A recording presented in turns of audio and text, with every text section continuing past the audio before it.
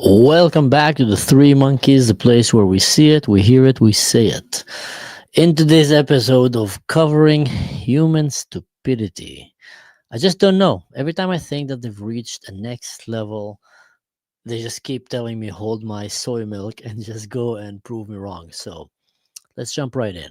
Which is it? Trump girl or Mom Donnie? Who's worse Yeah. for NYC? I mean, Who are for you sure, more scared of? Trump girl, for sure. Yeah. Oh yeah. You'd run away from her on the street if you saw her. Oh, God. Wearing the hat? Maybe. Yeah. Maybe. Scary. A little, yeah. What's your favorite policy of his? Favorite policy? This is, Watch this. I think one of the reasons that we have the problems that we have today is because people who know nothing about subjects get extremely involved in topics they just don't understand.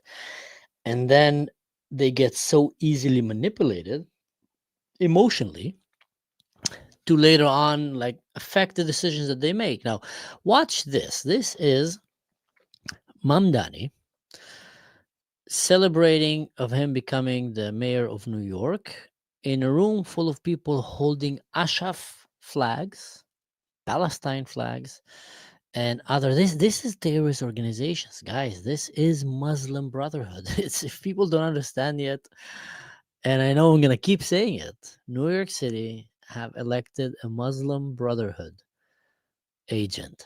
عليكم ورحمة الله وبركاته. It is such a pleasure to be here alongside so many friends and so many for whom today is the first time I'm having the opportunity to meet you. And this is the first Jamaat that I have been to since we won our election on Tuesday. And it was an election where we made history. People An chanting election Allahu Akbar where in New York City we showed because the Muslim took over the that city. what New Yorkers and New York City is craving is a city that all of us. What does Remembrance Sunday mean for you? What is Meanwhile, this is a sharp reminder, a very, very interesting story. A 100-year-old British World War II vet who says, I can see rows and rows of my friends that gave their lives for what?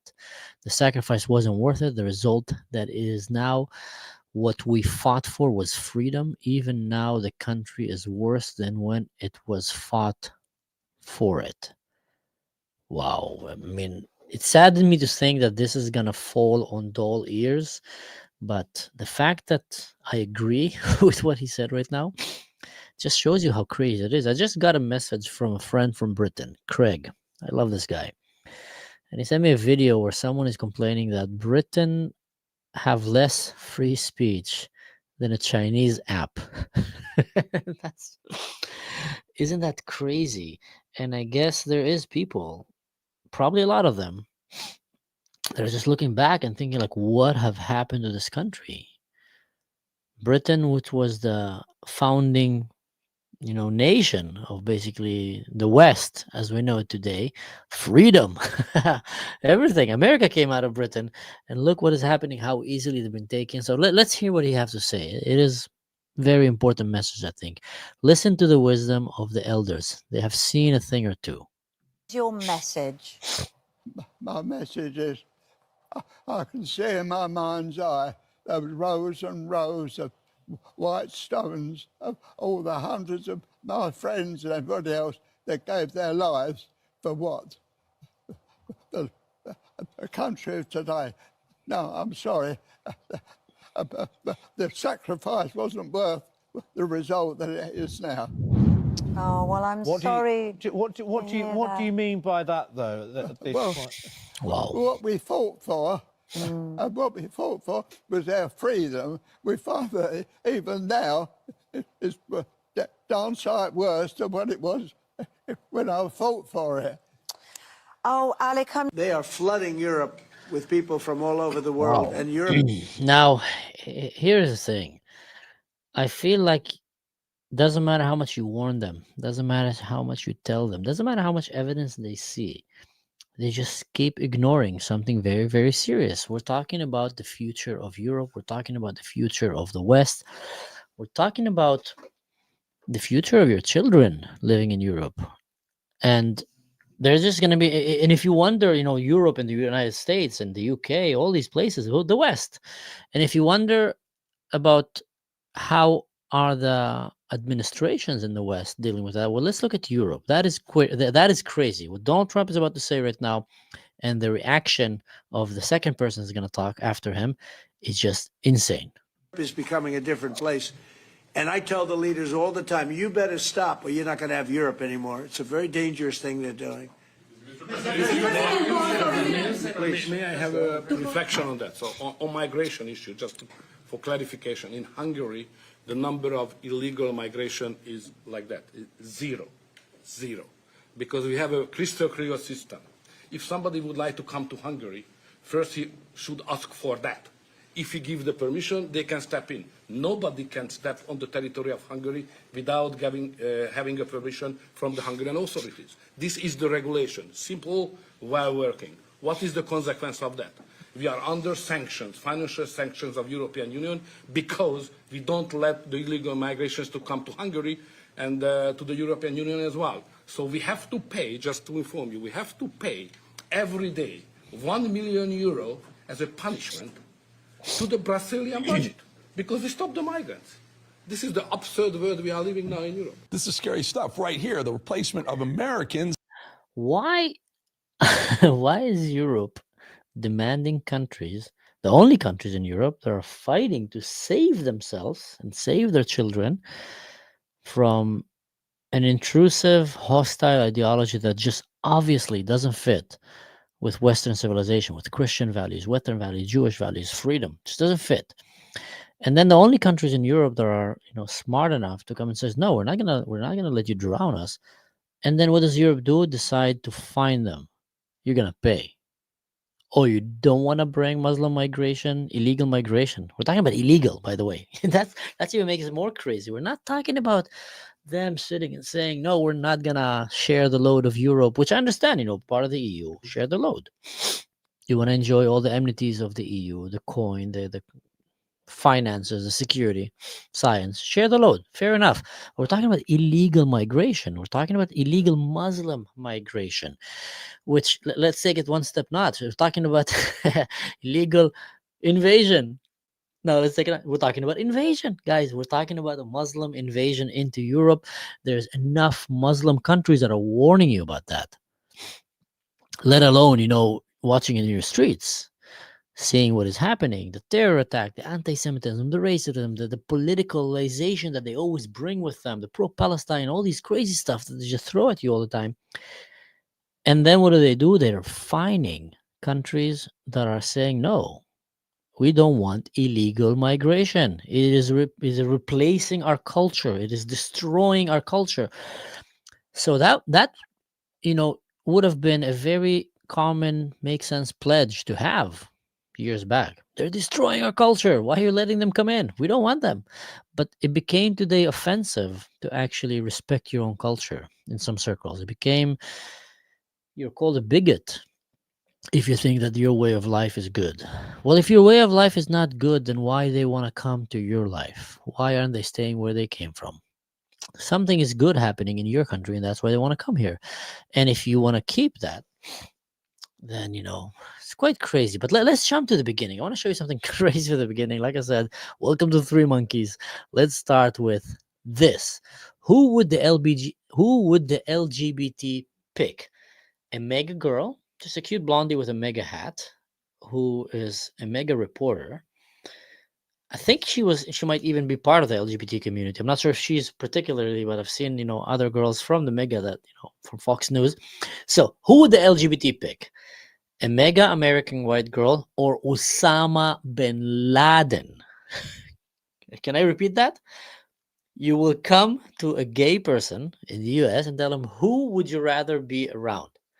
A girl that wears a mega hat or Osama freaking bin Laden? Who do you think? Let's see. Has the trans community lost its mind? Who would you rather have in your country? This lady right here in a Make America Great Again hat, or this man right here? If you had to pick one. And I don't know either of them, but I'll say 2 because I don't like the hat. You don't like that? Who would you rather have in your country, number 1 or number 2? Number 2. Number 2? Yeah, number 2. They know. Number 2? Yeah, probably. Yeah, is there a third option where they're both not there? Just 1 or 2? 2. Number 1 or number 2? Number 2. Why? Because that one is a terrorist, that one is not. Do you know who that is? Yeah, that's Osama bin Laden. He was. That is a terrorist. That is not. Okay. If that is not indoctrination, ladies and gentlemen, if that is not indoctrination, literally, how do you get an American gay person to say that Osama bin Laden is not a terrorist and that a girl that wears a mega hat is a terrorist? How do you get there? How did you get there? And if no one investigates, it's not, it's not one case. It's like literally they just elected Mamdani. Like there's a lot of them walking in New York City and all around the world. Whew. Number 1 or number 2? Number 2, hands down. Hands down. Yeah. What makes you say that? She doesn't even recognize that I'm a human being, and like there's religious purposes that are behind that, and so they're extremists on both aspects. But at the same time, like he's not targeting me as an individual. This person is going after my rights every single day.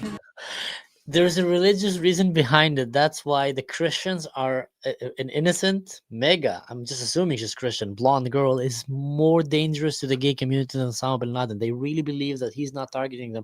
Well, let me tell you something. It's because where he lives, there's no more gay people because they literally killed everyone. They threw them off rooftops. They tied them to cars. They paraded their bodies in the streets. He would gladly do that to the man.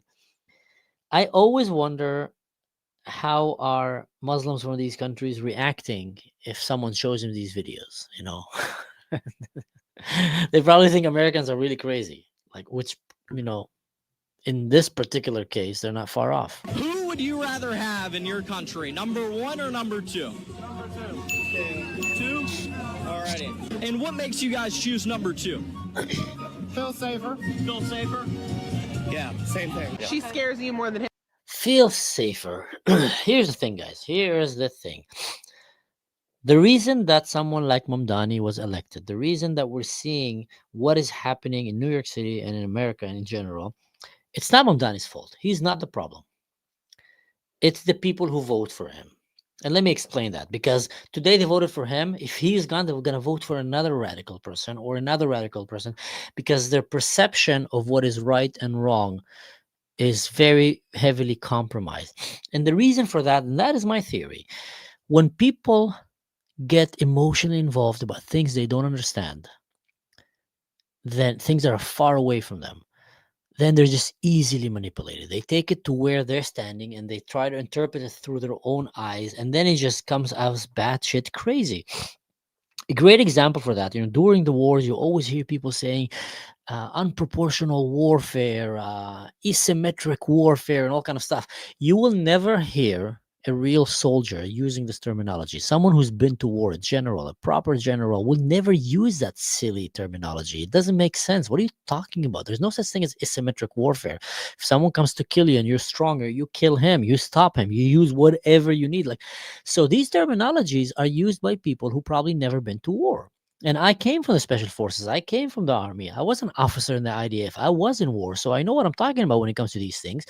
And then I hear a lot of people in the world trying to lecture me about how a war should be fought. It's not fair. Israel have the Iron Dome. What? So people who never been to war, people who never been to a place with a set of expertise or experience that will help you understand that place, and then they have such strong opinions, are just easily manipulated. Same thing about all these people when they talk about Islam and the dangers of Islam. They probably never met a real... They've probably never been to Israel. They've probably never been to Palestine. They've probably never been to Afghanistan. They probably never met like a real, actual jihadist in his, inhabited area. All they meet is what the media tells them, or their friends from university, Munira and Samira, that always keep posting in a picture with an olive tree branches around their head and just smiling and just saying, oh, we're victims. Which, by the way, they are more dangerous than this ISIS terrorist, because if they would have met Osama bin Laden, they would have ran for their life. if they would have survived. And then when they would have got home shaking and shivering because people just tried to kill them because of the religion or because of the sexual preferences, then they would probably tell their friends, listen, don't go there. Don't go there. I've been to Gaza. They almost killed me. Don't go there. They don't like gay people. So they never meet the actual real Ahmed and Mustafa. What they meet is Munira and Samira and, Mamdani, which are the silent jihad, which are the way to soothe it in.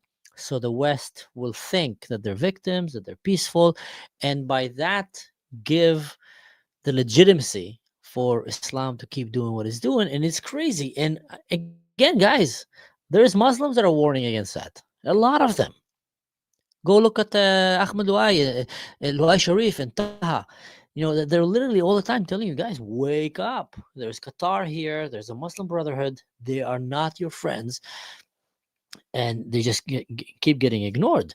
But anyway, let's watch the next one. Just see the ignorance that there is and the danger that you have with ignorance. Oh, 100%. Yeah, how come? Would you run away from her if you saw her? Yes, definitely. She's kind of attractive, though, isn't she? No, No? Are you gay? I'm not. All the MAGA women have that bizarre look to them. Oh, really? Do we look bizarre? No, you don't look like you belong on Fox News. So no. We're both MAGA. They actually work in Lesbian. Fox Yeah, I'm a News. lesbian. She's black. Okay. Yeah. Well, So. Why do you think we voted for Trump? I have no idea, but enjoy Zoran as your next mayor. Wait, what's your favorite policy of Zoran's? Which one? Just name one.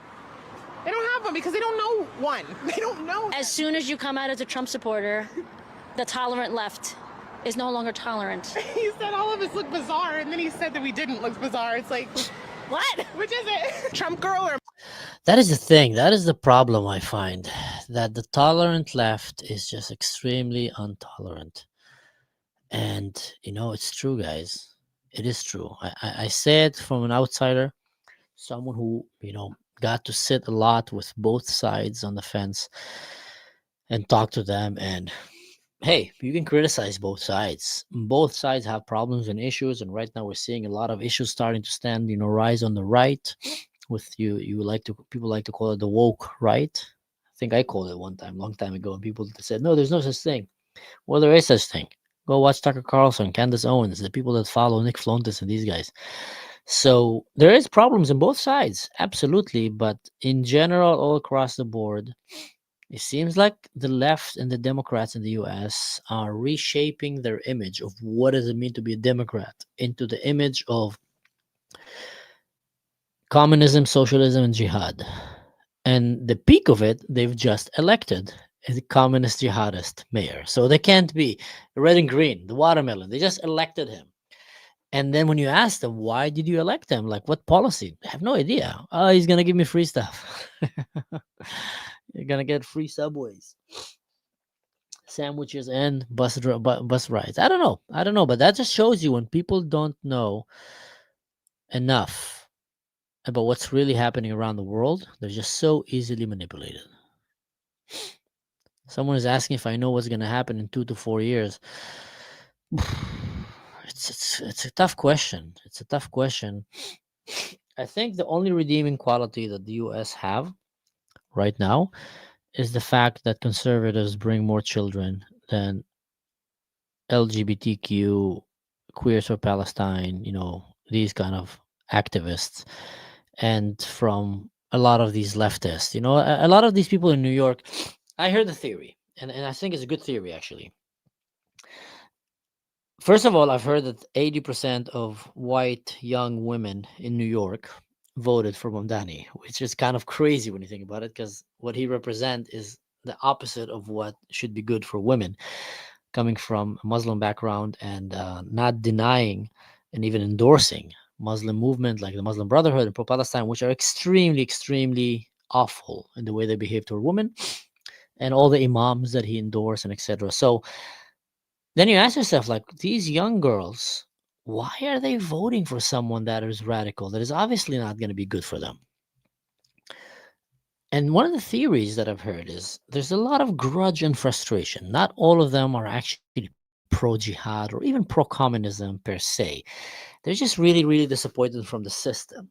And the system that promised them that, hey, if you go to college and you party and you have a lot of fun and then you learn gender equality and people keep telling you that you're the best thing in the world and you're going to change the world, you're going to save the world, and then you come out and you have no job and you're barely making any money and you're lazy in general because no one ever taught you that hard work is important, and you just believe that you should get things for free just because you're special. And then you realize that the plumber next door is making way more money than you. Well, let me tell you something, guys. A plumber is more important than a gender equality professor. If I have problems in my toilet and it's being flooded, I'm not going to call a gender equality student from New York City to come and fix my toilet. I don't care about what you have to say. Literally, I have no interest in hearing what you have to say about gender equality. I need a plumber. Same thing with electrician. So a lot of these people, they thought that they're better and that they're more educated and smart because someone told them so. Because there were a bunch of kids who just went to party and they partied and they partied and did drugs and they went in sorority and I don't know what and Cancun and yeah. And then while they were smoking weed around the bonfire, someone told them, yeah, it's the government problem. I'm telling you, it's capitalism, socialism, and throwing all kind of stuff. And then, yeah, I've heard this guy, Alejandro told me this, Ahmed, Mustafa told me that. I mean, they know. It's all about Israel. Israel's controlling the world. The Jews control the world. They start going with these like crazy ideas. They finish a degree. And then they go and like literally they're a bunch of unemployed losers who have no life, and many of them are trying, but they're just completely misguided, don't have good example. And in general, we're very simple as humans. If you don't know how to work hard, if you're not disciplined, if you don't grind, if you don't push, you're not gonna succeed. I started a YouTube channel at the age of 40. I left a great career and I started a YouTube channel because I wanted to tell stories about traveling. I had to work my tusik off to get to where I am right now. Literally, I worked every day. I keep working every day when I don't want to. I keep making videos. I keep looking for content. Right now, it's 12 o'clock at night. I just managed to get my kid to bed, clean the house. He made me a cookie. It was really cute. I ate it. That was like the highlight of my day. And now I come here and I sit and I'm tired and I think like, no, okay, no. I want to start the show, The Three Monkeys, and I want to make it on a daily basis and I'm going to come and do it. So that's it, guys. Sometimes in life, you need to work hard, and there's something called demand. And people need things in life, and people don't need things in life. People don't need your theory about gender equality and about all kind of apartheid, colonizing. Like literally, honestly speaking, there's enough books of history that were written by people who lived in these days and then by people who were around them, who studied them, that I can learn history from, then come and listen to a student that is 19 years old, no life experience, who went to study about the oppression of the white people in postmodern colonized latte macchiato, tofu, vegan studies that he just made up. Like, so there's a lot of people that literally went and spent their life listening to these numbskull crazy things and they're just frustrated. And then who do they go vote for? Mamdani. A Muslim jihadist communist. Communism and jihad, literally, in the most important city in New York City. Crazy. Let's watch this, guys. Americans and Islamic imam detailing plans to take over America from within by putting their candidates in positions of political power in our country. It's been in motion for a while. Change is coming to America. And what is Allah telling us? Kuntum khayra ummatin. You are the best of nations. You are better than everybody else. That's what Allah is saying. Let's work towards that. Let's work towards a Muslim mayor. Next election that comes in, nominate people for the school board of education. Next election that comes here, nominate people for the local township. Begin the demographics change. They did it in Europe. They did it in Europe. They. By the way, they keep laying in front of you the blueprint of how they want to take your society. They keep giving you textbooks of how we're gonna do it. First, go inside, get them to like you. Then play the victim. Then find someone to blame. Always the Jews, very easy. Tick the box, tick the box, tick the box. And then get a mayor. And once you have a mayor, get a school board. And when you have school board, affect the education. We just saw a video in the UK of a Muslim teacher telling kids to pray to Allah and etc. If a Christian would have done that, or a Jew would have done that, or a Druze or anyone, you'd go to jail probably in Britain. Heck, you go to jail for tweeting or for standing and silently praying in the street in the vicinity of an abortion clinic Or anyway, but in general, you understand my point. Like, you get to jail for, hey, were you praying? No, it wasn't. Who were you thinking? Did you think about God? Okay, take him to jail. He was praying. Like, that's what's happening in the UK.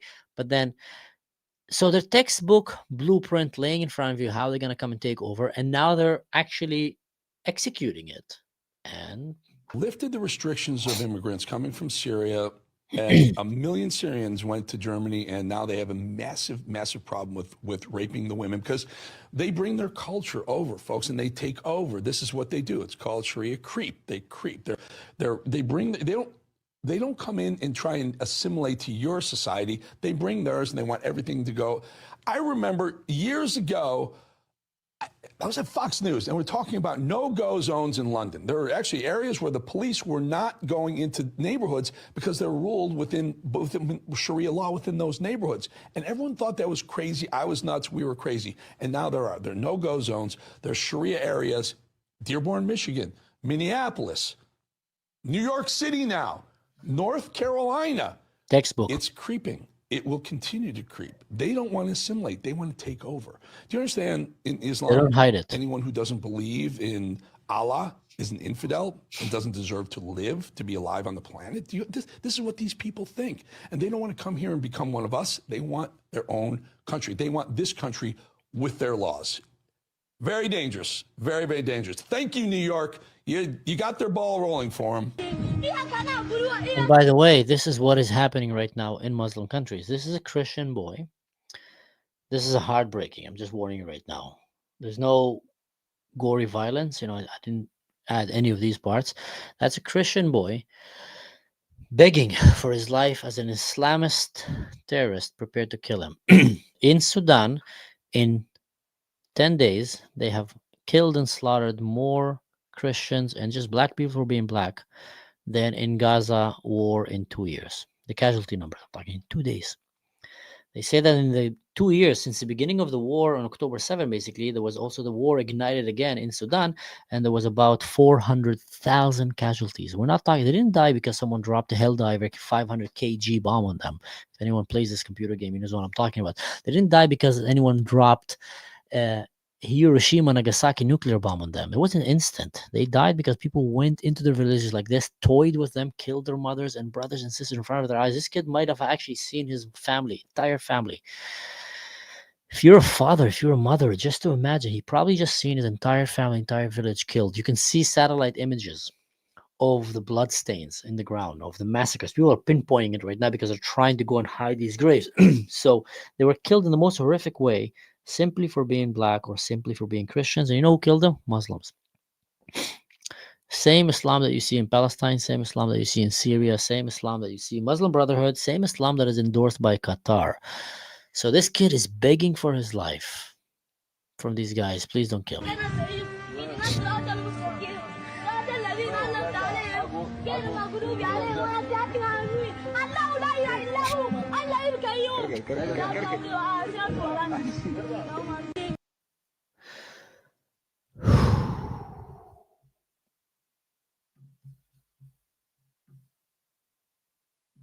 Have anyone ever begged for his life? Anyone ever been to a situation where, if you strip a man for everything, that's a Maslow psychology, that's basic human psychology. If I come and tell my kids right now, I'm not gonna let him watch a movie in the weekend, he's gonna cry. He really wants it. He gets to watch a movie in the weekend. That's our movie time.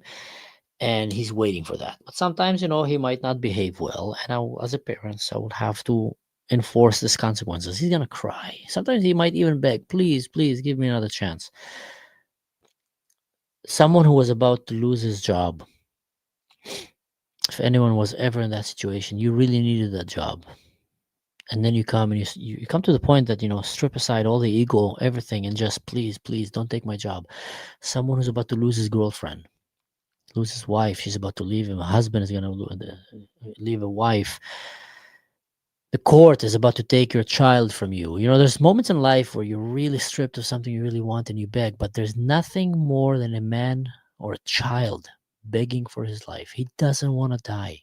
He doesn't want to die. He's begging there, please don't kill me. He's praying to God. He have a faith. That's what they say. You should all have a faith like a child, because he probably really believe. He's really sitting there on his knees and praying, God, please help me. Christian boy in Sudan. And that is one that was just captured on camera. I just wonder how many of these tragic stories of innocent people just being slaughtered right and left by Muslims all around the world. It is happening. So meanwhile, while Christian countries are electing radical jihadist communist Muslim mayor, in Muslim countries, they're just executing Muslim children just for being Christian children, and Muslim children, by the way, just for being with the wrong, with a different color of skin, or, believing Christianity. So that is how crazy it is. And that's, comes and tells you why you can't really take seriously this young generation today when they come and pretend to be activists. Because why is no one crying about this kid? Why is no one crying about what is happening to the Christians and the black people in Sudan? Where is Black Lives Matter? Where are the feminists, women's right, human right, watch? Where's all of them? Non-existent.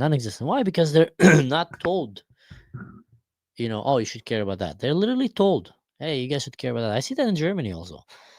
A lot of times, I go and people start talking to me about, oh, what is happening in Israel, and they pretend that suddenly, all of a sudden, they care about the suffering of the Gazans. And I ask them why. I say, because there's innocent children dying there. I says, okay, it's terrible. Terrible that innocent children need to die in war. I wish there was not a single child that would have had to die in Gaza. Hand on my heart. But what about the innocent children that died in Syria? There was just way more. What about the innocent children that died in Yemen, in Kenya, in Sudan? Just way, way more. In 10 days, more than 2 years. Like literally way, way more. And there's videos of it. Why don't you care about them? They don't know. So it just shows you, okay, morally bankrupt. That person, I would be like, if I would wake up one day and I would realize that I'm an NPC, that I'm a cog in the matrix, that I have literally no free will of my own because I can't think for myself. I've been told all my life what to think, what to care about. That would bother me. Imagine in the Matrix, Neo wakes up and realizes, oh, wow, we're all living in the Matrix. Nothing is real here, guys. So I think a lot of these people, if they wake up, I wonder if they will ever get bothered, or maybe they don't want. Maybe they're just too afraid to actually wake up and realize that they're not moral people, that they're not good people, that they're just been role playing good people, because it's easy. Just put a kafia and just put a sticker and say you're all for free Palestine. Now you're a good person. Okay, great. I did it. I don't need to work hard for that. So maybe that's it. Maybe people are actually afraid of facing the reality. They're just not good people. Because if you are a good person and you care, then Sudan right now, guys, it's happening. It's still happening, by the way. Anyway, guys, just wanted to give you the Three Monkeys show for today. People ask me why Three Monkeys. They say, see no evil, hear no evil, say no evil. And I think what we want to try to create here is a generation that, first of all, doesn't care about cancel culture. Cancel culture. We're just tired of that. And second of all, if we will create a movement where there's more people that when they see evil, they say something. When they hear evil, they say something. When they encounter evil, they speak against it. Then we have just drastically made our world better, because many of the problems in the world that we're dealing with today are happening because the good people are just ignoring. There's a great quote by Edmund Burke, I think, was written on the office of my commander in the army when I was in Gaza.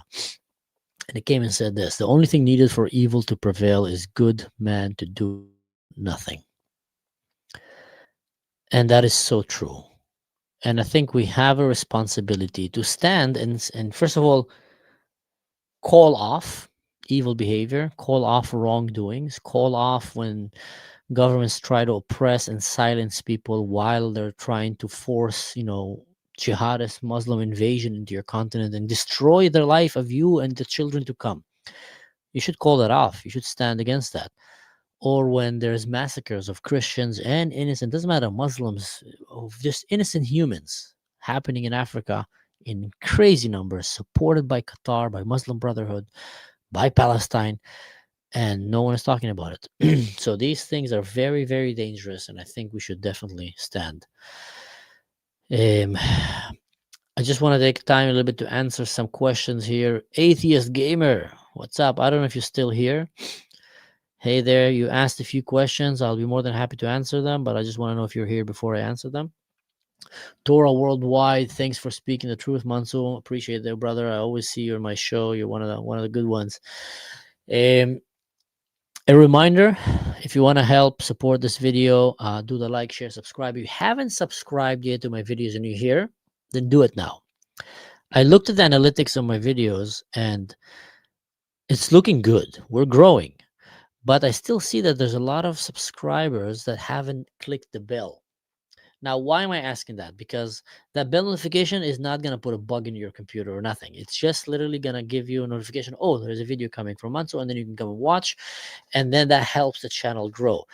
All right, Atheist Gamer is back. So Atheist Gamer asked, he said something, Battlefield Red Sec is free game. I might try it next. I just tried it actually for the first time today. A friend of mine from the US, weekend is our time to try to play a game together.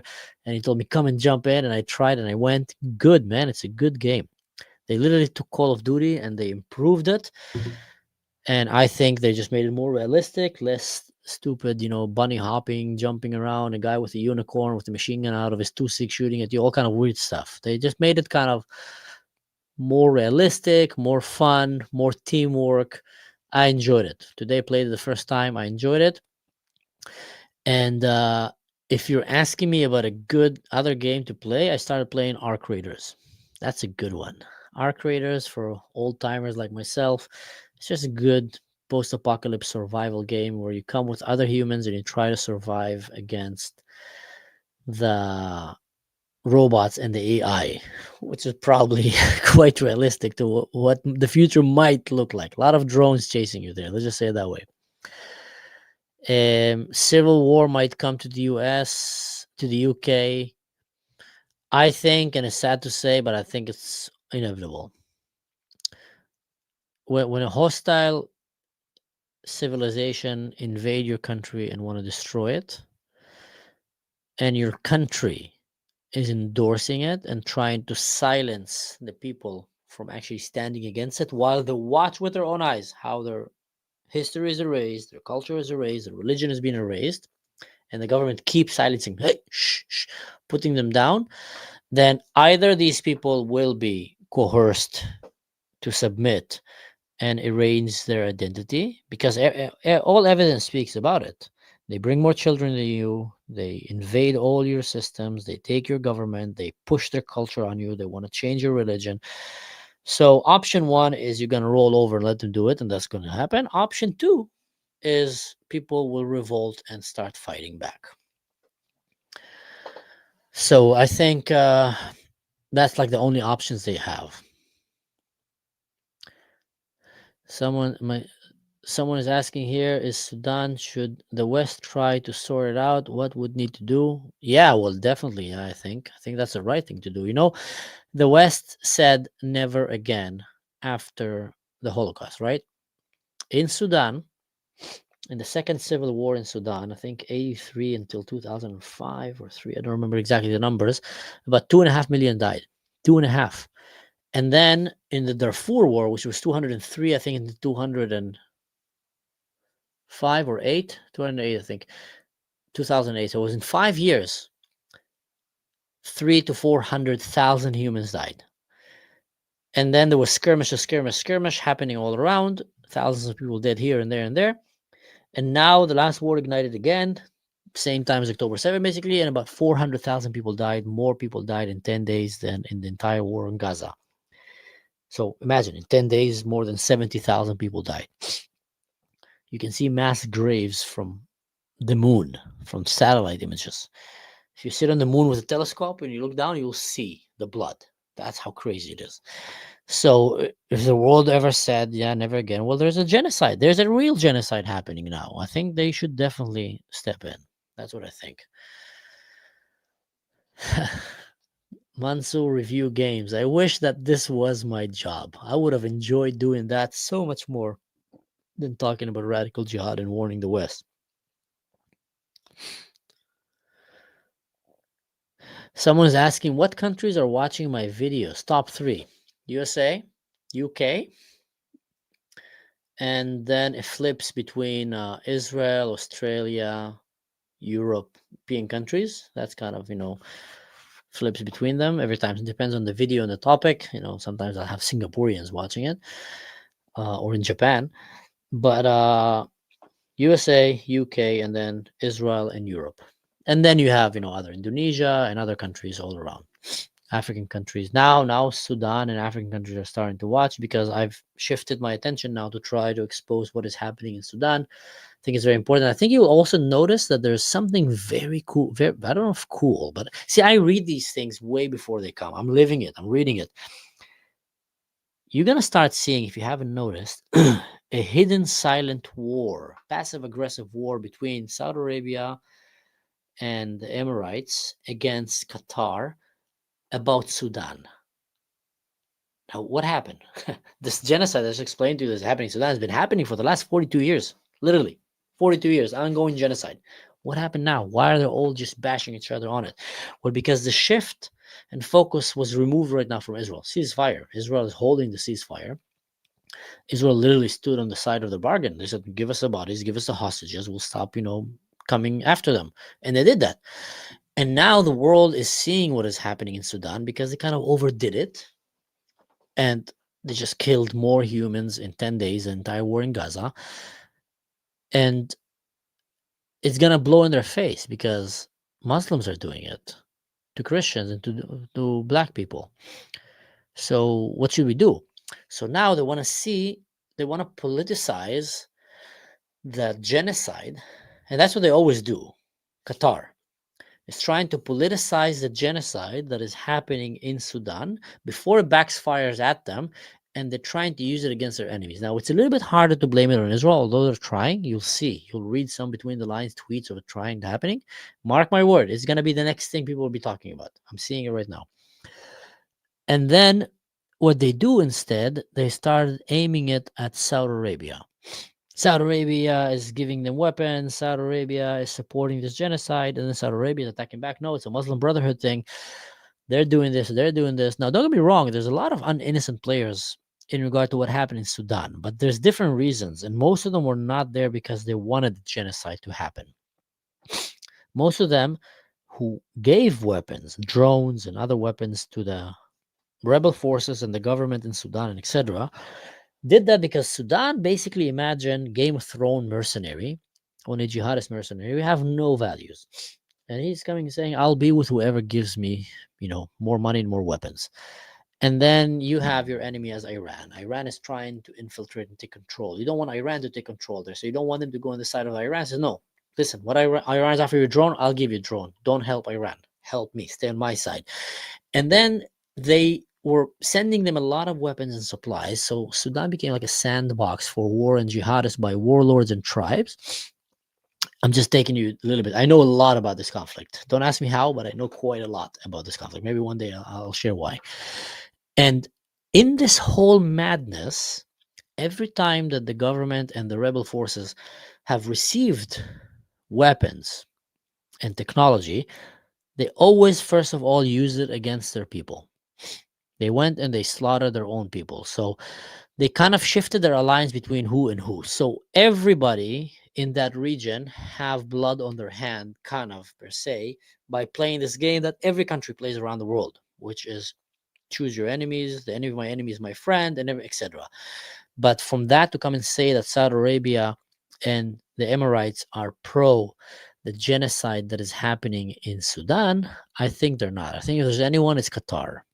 I think if anyone actually like these things, it's Qatar, because Qatar have a very clear record of supporting terrorist organizations. They have supported Hezbollah, they've supported Hamas, they've supported, ISIS, basically, in some ways, Al-Qaeda. They supported basically anything that's a terrorist on the face of this earth.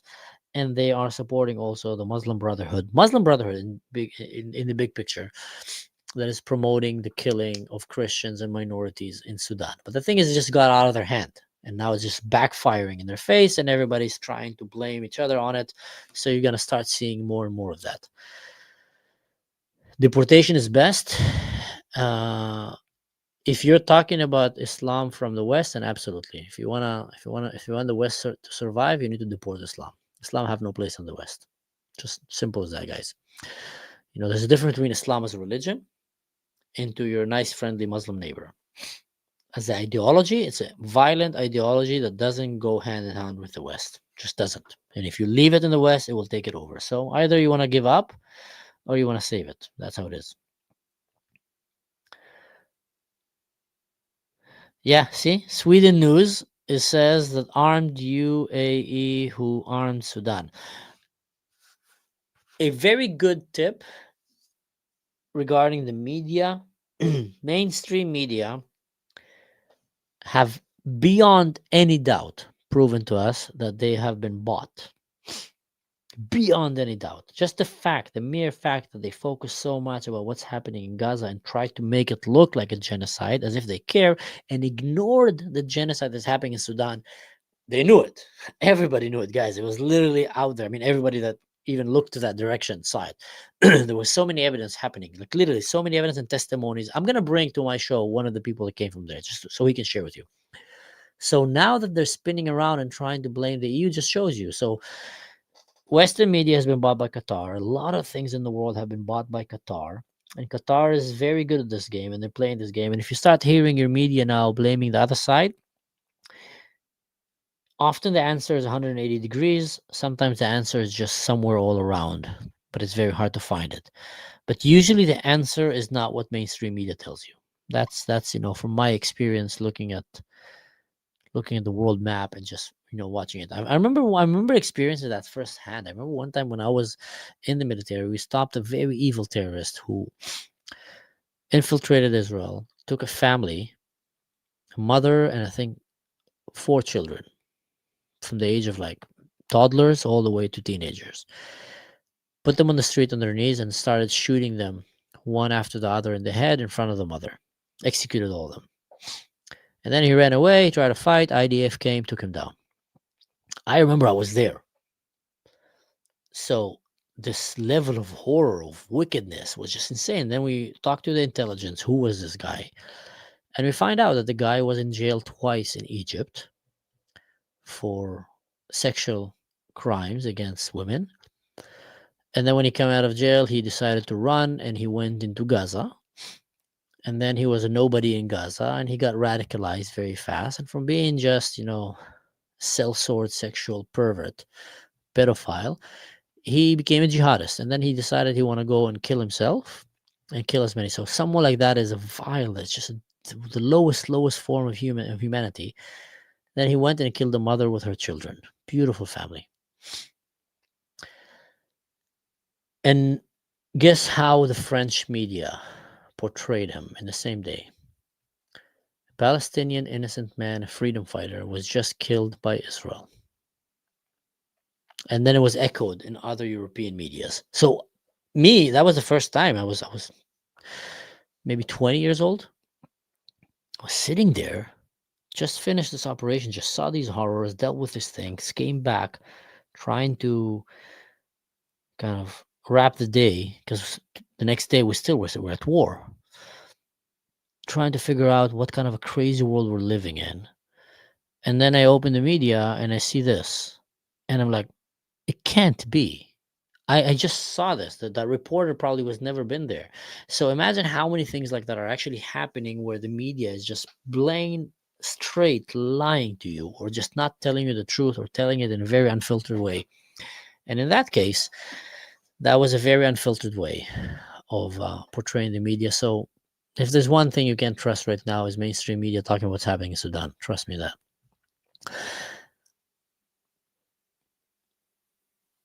All right.